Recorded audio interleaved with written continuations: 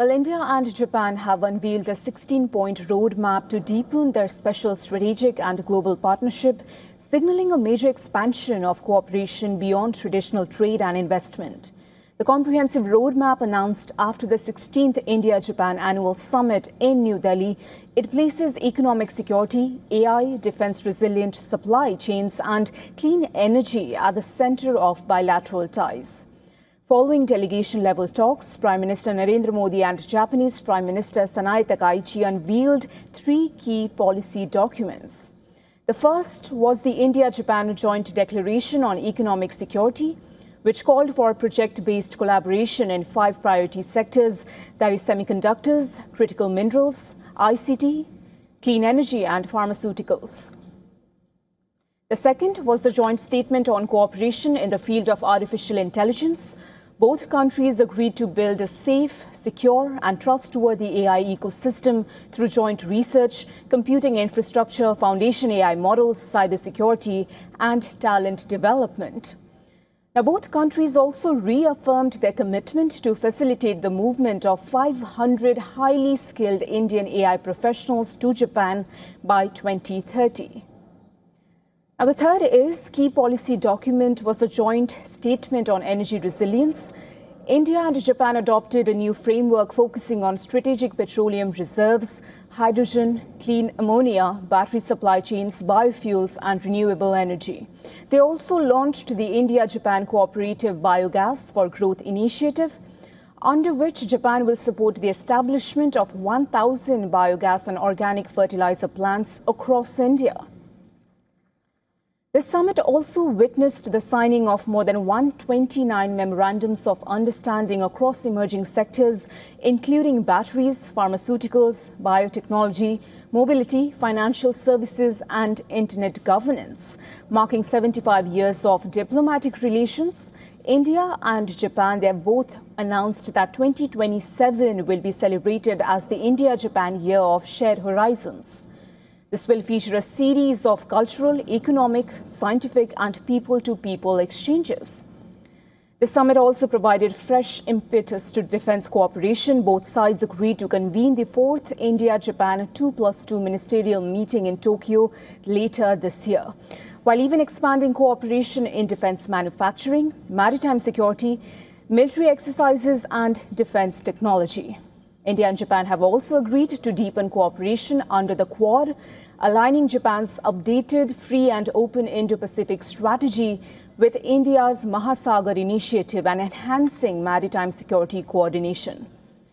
Prime Minister Narendra Modi and Prime Minister Sanae Takaichi reaffirmed their commitment to a free, open, inclusive and rules-based Indo-Pacific during the 16th Annual Summit.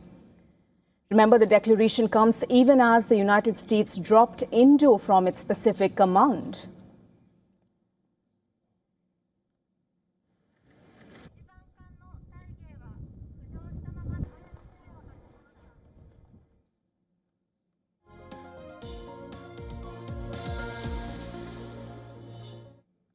We're now being joined by Professor James D.J. Brown from Tokyo. He is a professor of political science at Temple University, Japan.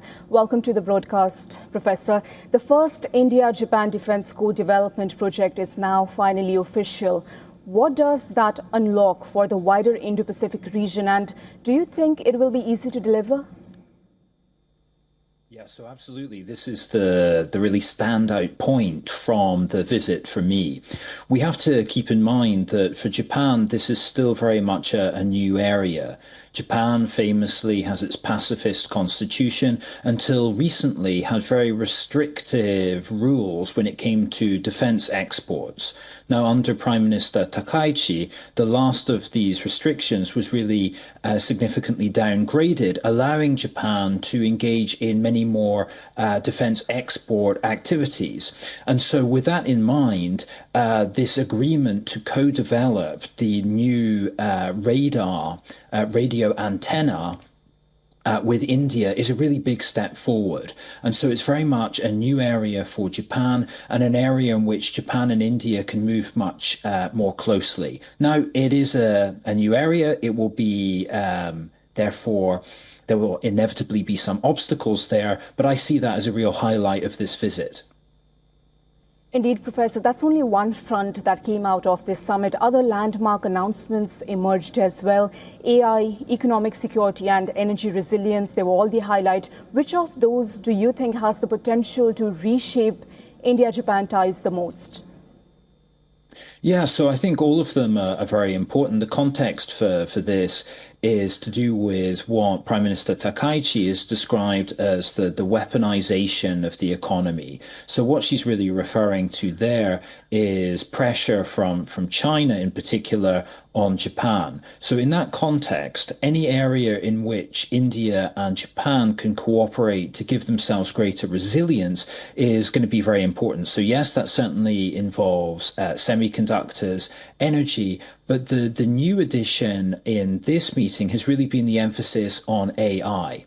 So the concern here is that both China and indeed the United States can use their leadership in artificial intelligence in order to use that as leverage and potentially exclude others, including even partners. And so the idea here is for Japan and India to cooperate in artificial intelligence, to strengthen their own capabilities, and in that way to reduce the leverage of others. So that was a real standout for me. Of course, Professor, we also know this weaponization of economy that Prime Minister Takaichi referred to is why the economic security roadmap is now official as well. Announcement is one thing, execution is another. The leaders have also decided to review the comprehensive economic partnership agreement. What might be the first real test for both Prime Minister Modi and Prime Minister Takaichi, especially with Beijing still standing here as the elephant in the room? Yeah, so I think the real challenge there is to do with timing. So yes, these agreements are enormously welcome on AI, energy, semiconductors, but the problem is that the challenges are immediate and the solutions are a long way down the road. So let's take the example of energy here. Really welcome agreements in particular to do with cooperation on renewables, on biogas. This is a response to the fact that both countries are big energy importers and see major vulnerabilities in this area, especially in the context of the conflict in the Middle East, which has disrupted those energy supplies. The problem is that these agreements are not going to deliver greater energy security in the short term. As I say, they're enormously welcome, but they're going to deliver in years, whereas the both Japan and India need solutions in weeks and months. So that's a major challenge. Indeed, Professor Brown, it is interesting how artificial intelligence, quantum, semiconductors, cyber, everyone wants a piece of the future. But with these new steps, can India and Japan actually get ahead of the pack globally?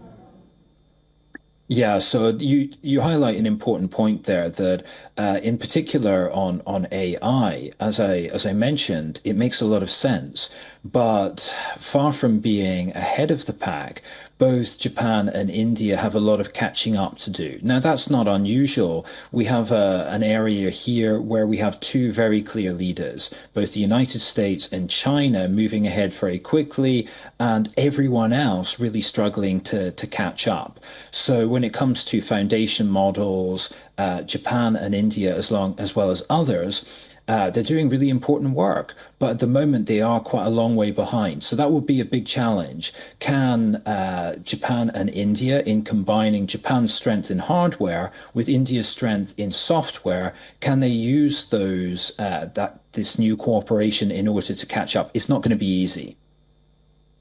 Professor Brown, this catching up that you mentioned of, we know that Japan has already clocked 2 trillion yen in investment commitments under its 10 trillion yen roadmap. What do you think is driving that momentum?